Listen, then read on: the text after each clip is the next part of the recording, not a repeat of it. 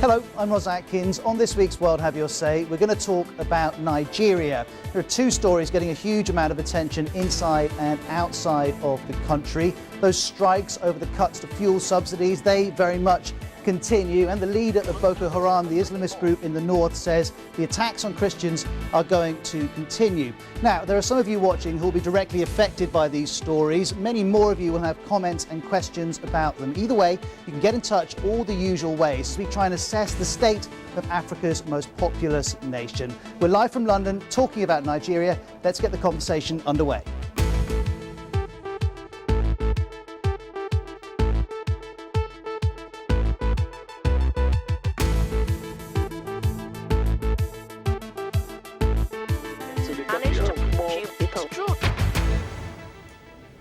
Well, lots of you in Nigeria have been sending me your pictures of the protest this week. You can still do that. You'll find me on Twitter at BBC Ros Atkins. We're looking very much to tell the story as well as to discuss it. You can also get World Have Your Say on Facebook. You can text us, call or email us. All the details are on the screen as we go along. First things first, though, let's look at the day's main news, starting in Burma, where many of the country's leading dissidents have been released. 650 prisoners are being freed, including leaders of the student uprising in 1988 and Buddhist monks who led a wave of protests in 2007.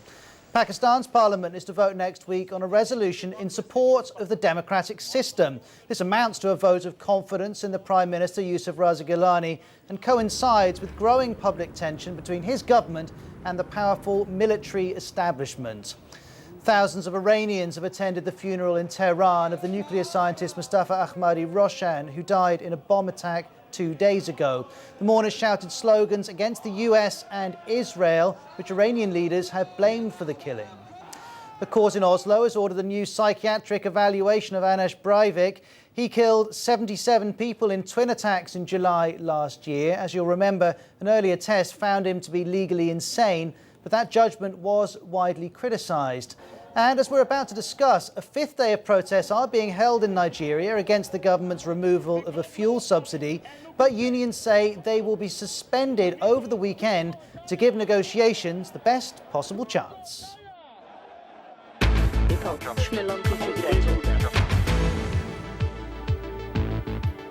The number to call, we'll call you back. Country code 44 2070 83 72 72. Particularly keen to hear from those of you in Nigeria. Let me introduce you to our first three guests. Tanuke is live with us from Lagos. Chief Uzo Awone is from Abia State in Nigeria, also lives in the south of England, and he's live with us from London. And Jim Salah is from the BBC's Hausa service, and he's live from Bush House in central London. All three of you, you're very welcome on the programme. Chief Awone, perhaps I could start with you. Do you welcome the union's decision to suspend their strikes over the weekend?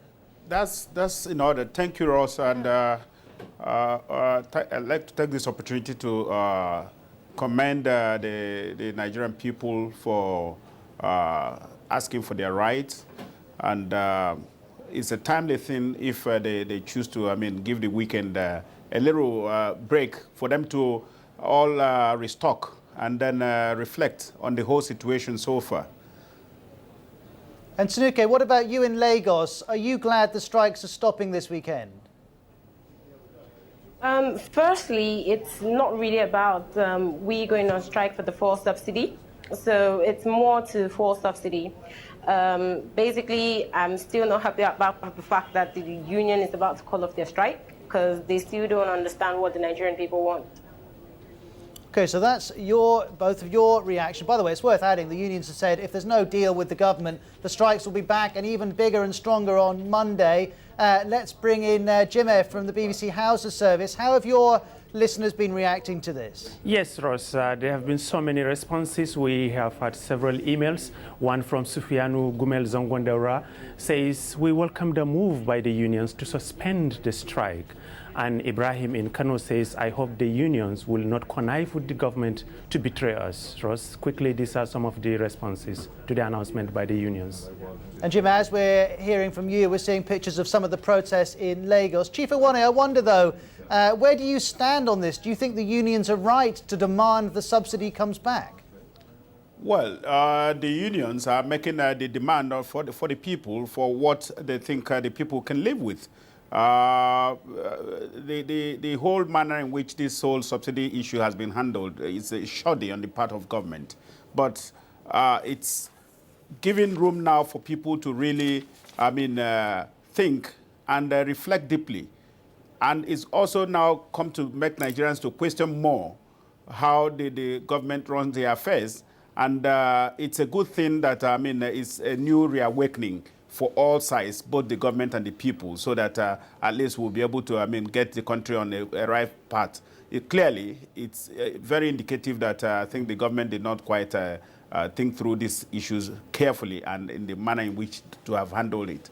Well, you say the government hasn't thought this through. I can see a quote from Lamido Sanusi. He's the governor of the Central Bank of Nigeria. He says the strike is costing the economy more than $600 million a day. And he's also said that this money should be saved because it can be spent on infrastructure and education. Tanuke, in Lagos, why do you object to that money being taken away from fuel and invested in infrastructure and education?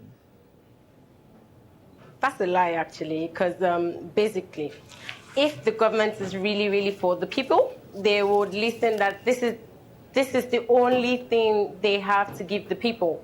Now, you can't say you're buying newspapers for about 45 million and you're saying the country's broke. So if you're going to do any of this, you have to sort out yourself first before sorting out the people. Now, if you're really if you really want the country to move forward, why don't you cut your costs first before thinking about the people? This is the only thing we on this side have as a package from the government. So them taking this away is really, really hard. And I trust Nigerians. With what is going on, this first week is just all for fun. Next week is really what the governments will know we're about. They will take us seriously. You're echoing what the Nigerian unions have said, which is that next week, if there's no deal this weekend, you'll come back stronger. And I wonder, those of you watching, does that impress you? Do you think good on the unions and the Nigerians who are protesting for standing up to the government? Or do you worry what this might mean for the health of this most populous nation in Africa? You can tweet us using the WHYS hashtag, WHYS. Call us up, country code 44 2070 83 72 72. So we've heard from Tanuke in Lagos, Jim F from the BBC's Houses Service, and Chief Awane from Nigeria, and also here in England. Let's bring in Mary, who's in New York, because of course there's many Nigerians all around the world taking a keen interest in this. Mary, you're an entrepreneur. What's your view of this row over the fuel subsidies? I think that it's an opportunity, first of all, it's an opportunity for the Nigerian people to hold their government accountable. I think this is the first time in a very long time that people are going to come together and look beyond religious differences and look beyond, ethnicity differences and really come together to fight for one thing, which is accountability. And I think that's really what the Nigerian people are all about. This is now, it's gone beyond fuel subsidy. It's really gone beyond that. It's about good governance. It's about holding the government accountable. As someone stated earlier, I think it was Tanuke who had stated, how can you spend almost 45 million on newspaper or almost 1 billion on food and claim that you want to make the poor people in Nigeria uncomfortable or be inconvenienced? This is really a conversation about good governance. It's about a conversation about inept government as well. And so I think this is a time, it's really gone beyond full subsidy as well. And I can see Tanuke smiling as you're speaking. By the way, if you're phoning up, all of our phone lines are busy at the moment. We're having trouble answering all of the calls that we're receiving. Do persevere, though. We will speak to as many of you as we can, and of course get as many of you on the air as we can. And by the way, you don't have to pay for the call if you come onto the air. We'll pay for that, of course. But I've got to try and understand something here, Mary, Tanuke, Chief Awane. You're all opposed to this fuel subsidy going, but why should Nigerians get help paying for the price of fuel? Most people watching this programme won't receive any such help. Chief Awane, why do you justify that? We're not justifying the petroleum increase, but what we're saying is that this is a moment that has presented an opportunity for the country to re-examine itself in the way things are done. like the lady in the US said, it's gone beyond the fuel increment. It's about the governance. It's about time to reform the institutions that should drive the development agenda. Okay, and so if it's about deliver, I mean, the goods and services to the people. But Chief Iwane, if it's about governance, and Mary, let's bring you in here as well. If it's about governance, the government is saying this is better because too much of that subsidy ended up in the hands of big companies who import refined oil, petrol for use into Nigeria. The government's saying Nigerians are not benefiting from this subsidy. It's better government if we get rid of it. Mary, what do you say to that? I think there are other ways to go about it. I mean, if we are claiming that smuggling is going on, people are smuggling fuel. For example, I think there was a conversation on Channels TV in Nigeria where they had the full subsidy debate. And there's a huge conversation about smuggling, about people smuggling oil, you know, and that Nigeria didn't actually, the oil it was buying, it wasn't using it. And it was being smuggled into neighboring countries. And there's a huge black market. But there are other ways to go about solving this issue.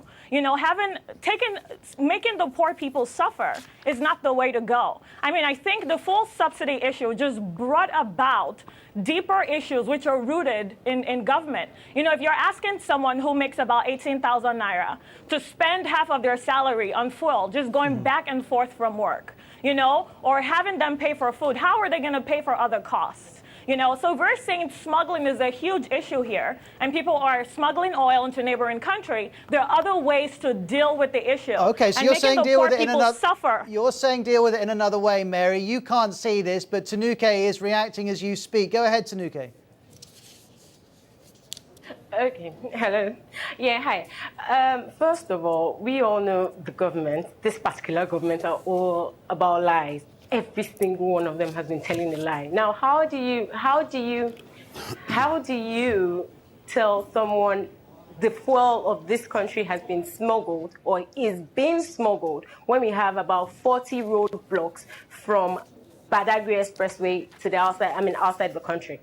Now, they should look at this. Tell us the truth. Tell us what you want to use this money for. For the past about 8 years, we've been going around the same stories. Everyone has been coming around with the same stories, telling us they want to build trains, they want to build cars, they want to build hospitals. That's not what we want to hear. Now we want change. Everyone is waking up to the fact that, look, we've taken a lot of from you people. It's time you all speak and get up or rise up to the promises you've been making. Okay, and I suppose the question I've got for all of you who've been protesting, not just you, but there'll be plenty of people watching us here on the BBC who've been protesting. If you want change, if you're unsatisfied with what you've got, tell us the kind of change that you want. By all means, get in touch on Twitter using the WHYS hashtag. You can email worldhaveyoursay@bbc.com. That's what Olamide in Lagos did. He writes, the removal of the fuel subsidy has affected us in lots of ways.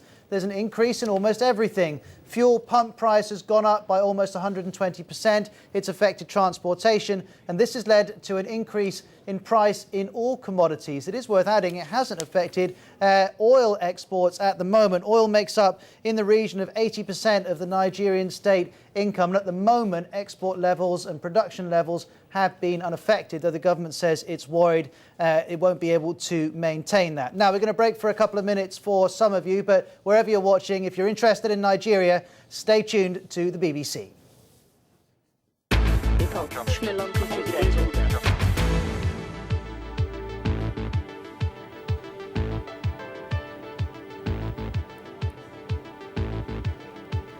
Hi, this is Ros Atkins with you live on BBC World News. This is World Have Your Say, and we're talking about Nigeria. Two big stories that you're getting your teeth into. We've had the strikes all about this cut in the government's fuel subsidy, but also those Islamist attacks primarily in the north of Nigeria. Many of you wanting to talk about that, and we will get onto that in a few minutes' time. Let's bring in Jimmy from the BBC's Hausa service again and talk about Boko Haram, Jimmy, because I'm sure, I mean, you broadcast in the part of Nigeria which has been directly affected. How have your listeners reacted? Yeah, our listeners have been reacting variously, Ross. So many text messages, so many messages on our Facebook page, and some of them are just being prayerful about it. Like Ibrahim Musa from Maiduguri says, we hope there will be an end to this crisis very soon. So people are just basically being prayerful about it because of the fear of coming out to make any blanket comment about the group. But Jim, I'm curious. We've heard from the leader of Boko Haram this week who said his actions are justified because of how Christians have killed Muslims previously in Nigeria. Do any of your listeners have some sympathy with that view? Yeah, people are afraid, Ross, to come out and talk quite freely about the group. Whatever comment anyone has to make should be very careful, and people have been careful about the kinds of comments they are making. So basically, we've not had so many comments either condemning the group outrightly. People are simply being optimistic that things will improve in the near future, or they're simply being prayerful about it, Ross.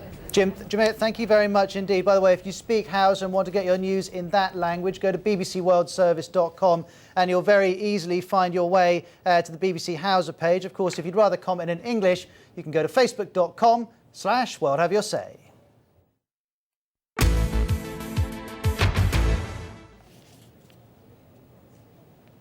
Well, live in Lagos, we have Tanuke. Live in New York, we have Mary. And joining us from Kano is Badaria. She's a presenter on Radio Kano. This is in the north-central part of Nigeria where some of the attacks carried out by Boko Haram have taken place. Badaria, thanks for your time today. Give us an idea of how the city feels this week.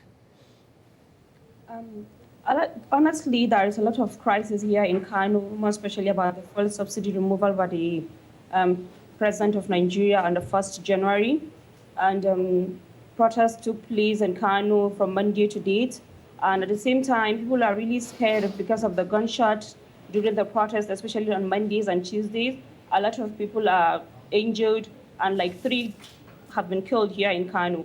But still, people are still, questioning the president. Why will he remove the subsidy? Because this is the only thing Nigerians are benefiting from, the kind of a wealth we have here in Nigeria. Removing the subsidy is going to bring a lot of problems, especially for the poor ones, because the poor ones are the ones to face all the consequences. At the same time, women come out to protest. That's yesterday, Thursday, and it was peacefully.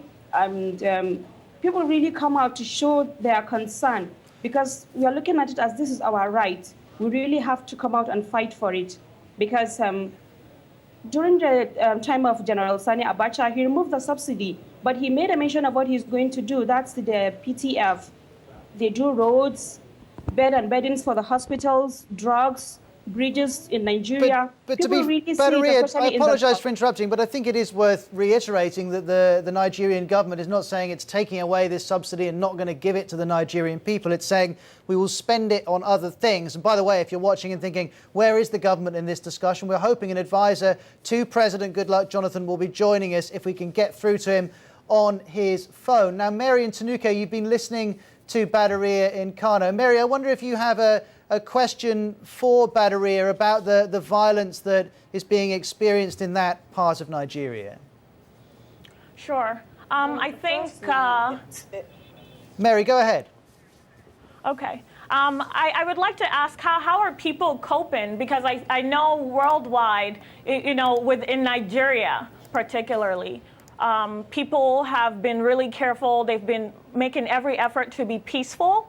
And they've gotten a lot of harassment from the police. And I know that there's been a lot of curfew as well. So how are people getting their voices out in spite of the curfew and in spite of avoiding police violence? That would be my question.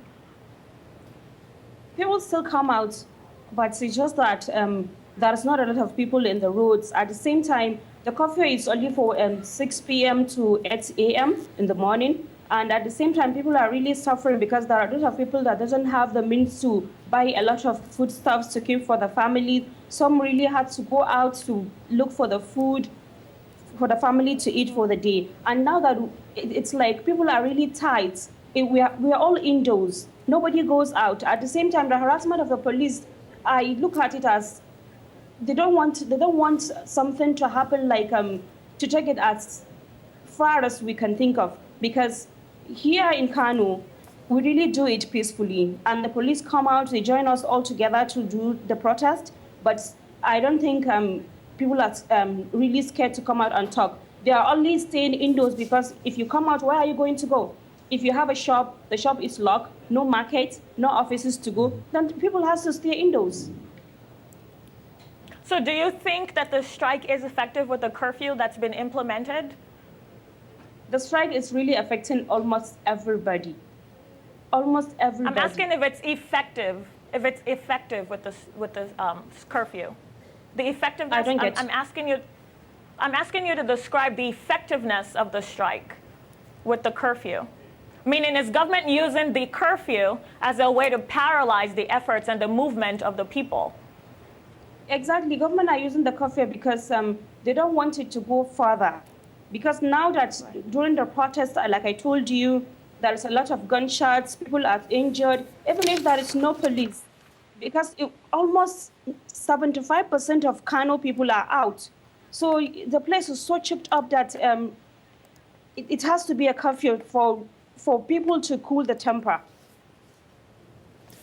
The two of you, thank you very much indeed for that. Mary for answering the questions, Badaria for answering them. Here's something from our Facebook page. Alamin in Kaduna writes, I don't know who to believe, the government or Boko Haram.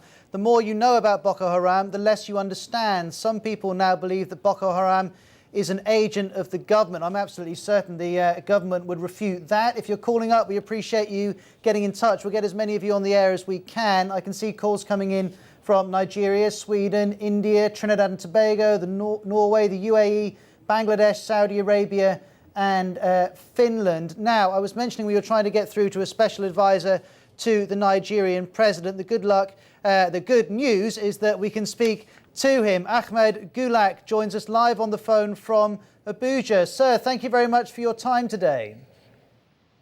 Thank you. Well, first of all, let me respond to concerns from one of our guests that the government may be working with Boko Haram. What would you say to that? Definitely that is not true. The government cannot be working with Boko Haram. Boko Haram is a sect that government definitely cannot work with. And let me assure you that the government is doing everything possible to contain the insecurity situation in the country. No government will allow the insecurity situation to continue, and the government is doing everything possible. The security operatives are working 24 hours a day to contain the situation. So we appreciate you responding to that point. A few hours ago, when you confirmed you were coming on the programme, we tweeted that you would be a guest, and lots of people have come back to us with questions. Here's one from Zainab in the UK. The president said Boko Haram members have infiltrated his government. Why hasn't he publicly identified them and apprehended them? Could you respond to that? These are delicate issues that need discreet investigations, and investigations are ongoing. You will remember that a senator was arrested the other time and arraigned before a court of law in connection with the Boko Haram insurgency. You will agree with me, government will do discreet and comprehensive investigations to bring to book whoever is involved. Sir, thank you for answering the question. Zainab, thanks for sending it in. Here's another one for you, sir, from Chizom in Nigeria, again on Twitter. How will Nigerians survive when prices of basic needs have tripled and salaries have stayed the same? Well, as far as this strike is concerned, Nigeria is operating a democratic government, and people are allowed their rights to express their opinion, and they have expressed their opinion. They have been on strike for the past 5 days, notwithstanding the fact that there's a court order from a court of competent jurisdiction to prevent the strike, to order labor not to go on strike. But that notwithstanding, they have gone on strike. People are tired. Market women are tired. They want to go back to their workplaces. But government and labor, they are discussing government and labor are dialoguing, and discussions are ongoing. We hope and pray in the next 1 or 2 days, these issues will be put behind us as a country, and the country will move forward. I'm definitely telling you that the country will come out stronger, and the target of the government is to develop this country, because the government is in a hurry to develop this country, to add value to our economy, to open up our economy, especially the oil sector. We want to deregulate the oil sector in order to provide employment opportunities for our people.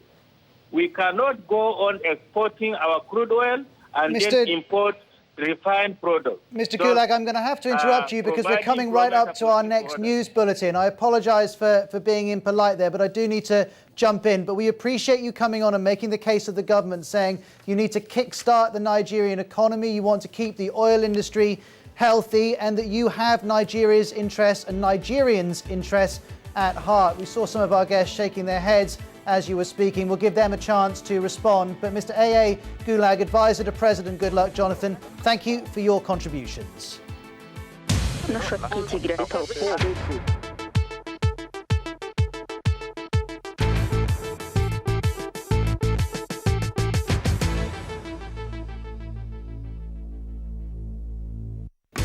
I'm Ros Atkins. Nigeria is our focus today on World Have Your Say. We've got two huge stories in the form of the fuel subsidy strikes and the attacks by Boko Haram, which have you considering the state of Africa's most populous nation. If you're there in Nigeria, do you support the strikes and do you have faith in your security forces being able to take on the Islamist threat? And wherever you are, do you believe Nigeria's progress is being held back by these divisions? We're live for the next half an hour here on the BBC. Of course, your contributions are welcome. If you're tweeting as you watch, we're picking up tweets on the WHYS hashtag.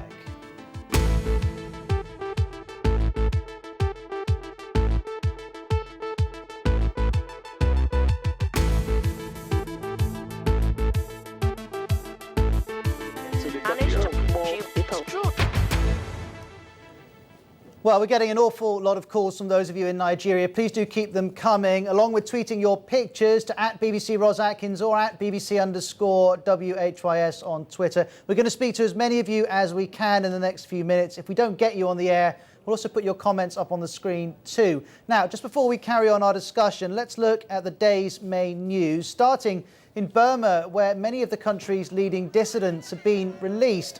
650 prisoners are being freed. That includes leaders of the student uprising in 1988 and Buddhist monks who led a wave of protests in 2007. Pakistan's parliament is to vote next week on a resolution in the support of the democratic system. Now, this amounts to a vote of confidence in the Prime Minister Yusuf Raza Gilani, and it coincides with growing public tension between his government and the powerful military establishment. Thousands of Iranians have attended the funeral in Tehran of the nuclear scientist Mustafa Ahmadi Roshan. He died in a bomb attack 2 days ago. The mourners shouted slogans against the US and Israel, which Iranian leaders have blamed for the killing. A court in Oslo has ordered a new psychiatric evaluation of Anders Breivik. He killed 77 people in twin attacks in July last year. An earlier test, as you may well remember, found him to be legally insane, but that judgment was widely criticised. And as we're discussing, a fifth day of protests are being held in Nigeria against the government's removal of a fuel subsidy. But it's worth adding, the unions say they're suspending those strikes over the weekend to give negotiations the best possible chance.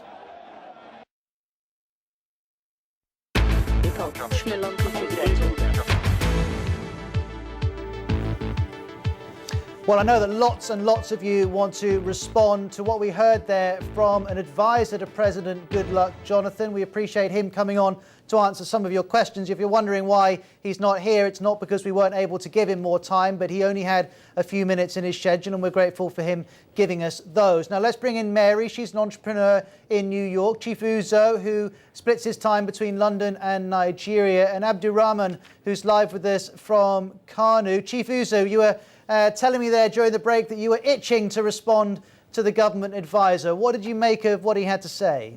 Yeah, I wanted for the advisor to shed light more on the president's position, having come out publicly to admit that there has been infiltration into his government. before he acknowledges this position, and against what the advisor was saying, that a thorough, discreet investigation is ongoing, that ought to have been concluded before the president openly admits that his government has been infiltrated. Okay, so I think it's time now to put the searchlight.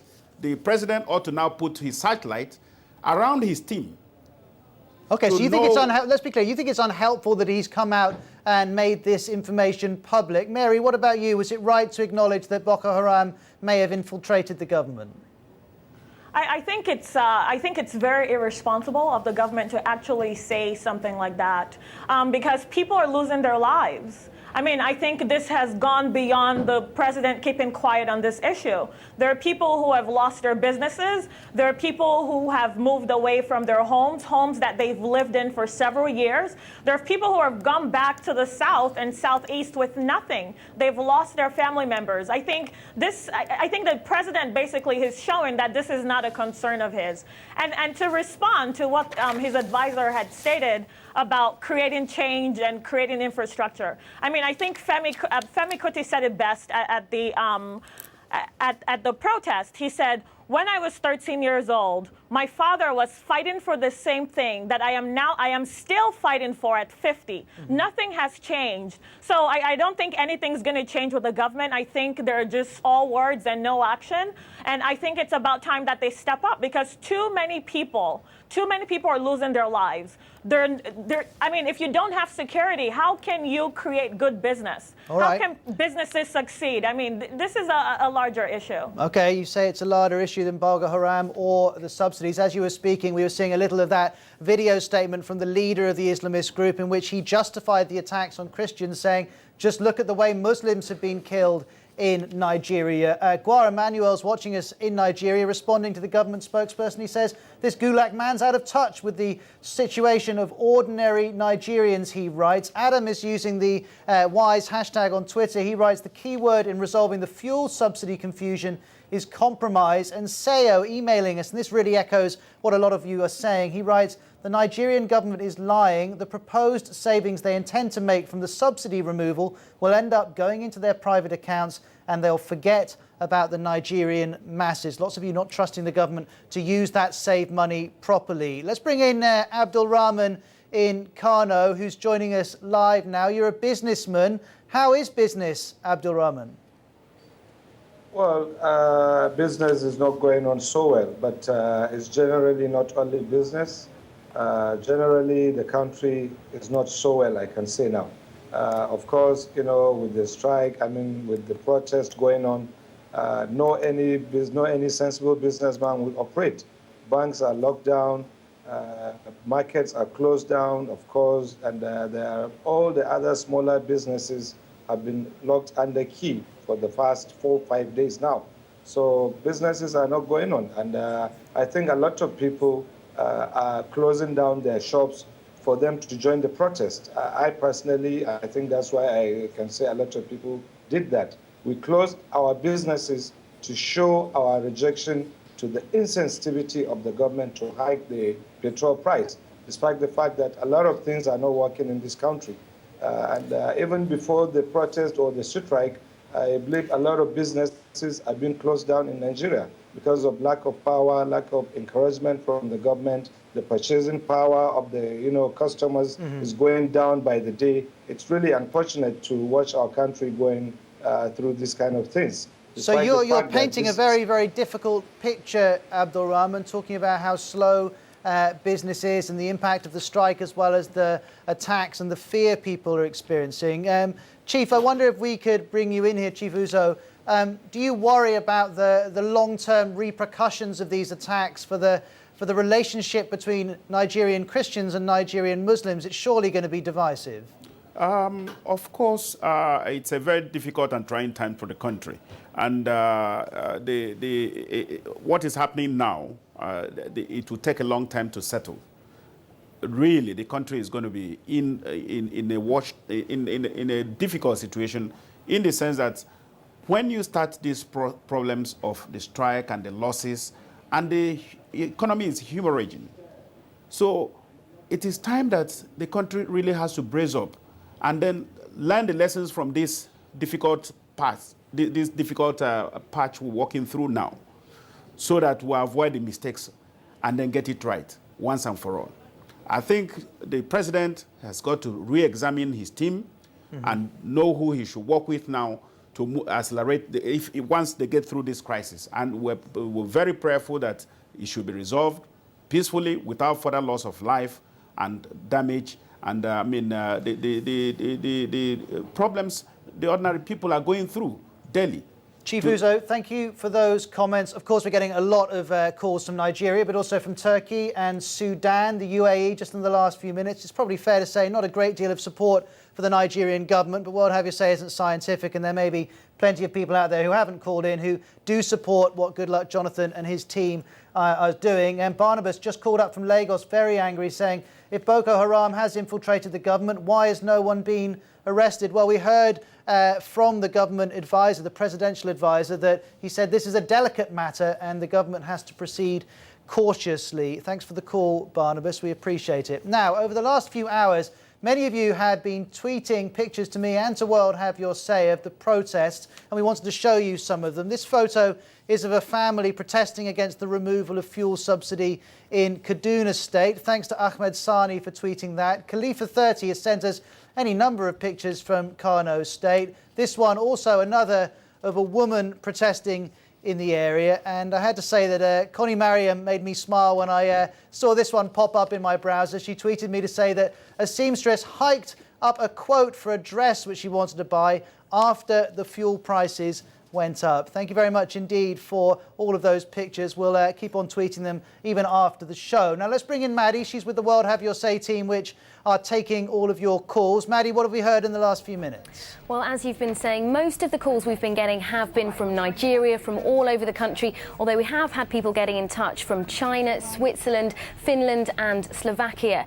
Now, most of the calls, we have to say, have not been reflecting any support for the Nigerian government, although that might just be the people that have been getting in touch with us. We have had, in the last few minutes, though, a caller called Chihu in Abuja, and their comment is that the removal of fuel subsidy is painful and the government needs a chance to make a change. He says even though it is painful, give them a year to work things out. So some support for the government, but most of the messages are like those from Abraham, who got in touch from Abuja. He says all the people want is an open and accountable government. And this one from Abdul in Lagos, a very direct question. He says, how much does the president earn? And this is all reflecting the messages that we've had stacking up on Facebook all day. People really asking why the government won't back down on something that so many people are so strongly against. Thanks very much, Maddie. And if you want to turn off your television and turn on your radio, you can hear Maddie on World Have Your Say in just over a couple of hours' time. Listen at bbcworldservice.com. More calls from New Zealand, Malaysia, the US, Canada, Kenya and Slovenia. We'll speak to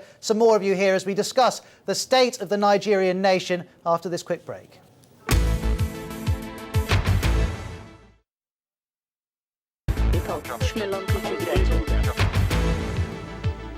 Hi, I'm Ross Atkins. Thanks for joining me here on World Have Your Say as we discuss the situation in Nigeria. Now, some very high-profile Nigerians, such as Wole Soyinka, the famous writer, have said the situation now is worrying them as the civil war back in 1967 did. I wonder if those of you watching feel it has become that serious. Let's bring in Galadima on the phone first, from Zaria in Kaduna in northern Nigeria. Thanks for calling. Do you think this is now as serious as the Civil War? Yeah, I think so, because the atmosphere is really tense. You have threats, both imagined and real.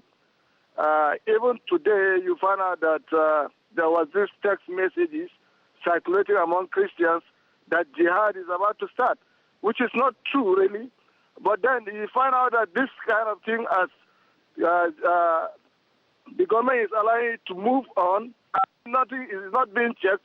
People are taking advantage of it, and then there's a precarious environment, so to say. Life is just precarious. We are losing our Okay, so you're freedom. saying the situation is precarious and you feel that the government is being taken advantage of. I wonder if Ekemini agrees, also on the phone, this time from Akwa in Ibom State in Nigeria. Ekemini, what's your comment? Well, I personally agree with Wole Soyinka, who is saying that the situation today in Nigeria is similar to what happened during the Civil War. If you're a good student of history and you read the history of what happened during the Civil War in Nigeria, and you see that we're not too far from it. However, what is happening today, to me, is even more advanced than what happened during the Civil War. During the Civil War, we never had bombs being thrown into churches and other places of worship. We never had, people being massacred the way they are today. But today, the whole thing has gone digital. It has gone advanced. All right, and so that's interesting that you highlight the advance of digital technology as playing a role in exacerbating these problems and these attacks on places of worship. Thank you very much indeed for calling us. We appreciate it. Let's stay in Nigeria and bring in guests in Lagos, Kaduna and Kano, all three live with us here on the BBC, starting with Muntaka, who's a lecturer in Kano. Muntaka, there we have two Nigerians saying this is now as serious as the Civil War. Surely that is overplaying it. Actually, it's true. It is very serious. And as just I heard someone saying, the situation is very precarious. And unfortunately, it seems as if it is made artificially to be such a way, because it's as if the government is catalyzing the reaction towards that. Now, just as I heard the president say that there is an infiltration into his government, and then he said it without any justification and without sorting out those people whom he believed that they have infiltrated the government, and at the same time, a lot of people are dying in the Well, mosque, I feel I in the should add that churches. the government advisor said they were sorting it out. They just had to proceed cautiously. El Nathan, you're a writer and lawyer in Kaduna. Do you think this is as serious as the Civil War? I would like to have the same reaction that everybody has and say yes, but I do not think so, because a critical element that was present during the Civil War is not present, and that is the military being involved and the massive killings that were going on that scale. Now, there are skirmishes, yes. There are killings every day, yes. But Civil War, I'm not sure that we are in that position right now. Are we close to a dangerous, very dangerous position? Yes. Could it lead there? Yes. However, to say that we are right now in that place, I would say would be exaggerating it a little bit. But the situation is truly precarious. It is sad, and it is a cause for alarm, I think. El Nathan, thank you very much for your contribution. There he is, live with us, still wearing his lawyer's silks. Let's shift to Lagos. Femi is with us live. Femi, tell us your view. This is clearly a serious situation with the strikes and with the Boko Haram attacks, but really, it's not as serious as Civil War, surely. If you ask me, I'm actually a little bit positive about what's happening now. I think it's a critical part of our democracy. Nigerians, the last time we had strikes this strong was in 1993 when we were under the military. We've gotten lethargic under the civilian administration, and we've forgotten that part of our role in a democracy is to exercise our rights. So for me, I see the strikes that are happening now as the people exercising their rights. And what's also falling out of that is I don't think there's been this much government scrutiny in a long time. It's also been aided by digital media, for sure. So now we all know what the president is spending on food, what he's spending on newspaper, and we're calling them to question. I mean, we live in a country where we feel it's right for some people to earn $120 a month and work for someone who earns $1.7 million a month. Both of them working for the government. We've gotten to the stage where people are seeing and questioning these things. And for me, that's the positive fallout of what we're having right now. All right, so a positive comment from you, attacks. Femi. Let me just interrupt you. Apologies, there's a slight delay, which is meaning I'm having to be a bit rude. Chief Uzo, let me quickly bring you in. You move between England and Nigeria. Is it a country you still look forward to going back to? Oh, sure. There's a whole lot of potentials for Nigeria. And as you can see, investors still prefer Nigeria despite the challenges, because that is where, as an emerging democracy, emerging economy, there are quite a lot of potentials. But we've got to sort out the governance problems. That's the main problem that the country is facing. It's easier said than done, though, isn't it, Chief Uzo? Pardon? It's easier said than done to sort out the governance problems. No. It's not easier said than done, because a lot of countries have done it. I mean, Brazil has done it, India has done it, Malaysia has done it. So India has done it as well. So there's and we've shared the same history. Perhaps we can explore those issues on another World Have Your Say, the measures that you and others feel are necessary to improve the governance, which so many of you watching have been critical of. We're going to have to leave it there. Chief Uzo in London, Mary live with us from New York, all of our guests from across Nigeria. We appreciate all of your contributions. Remember, if you're left with points when you're watching the programme that you really still need to get off your chest, you can go to facebook.com/World Have Your Say. I'll speak to you very soon. Goodbye.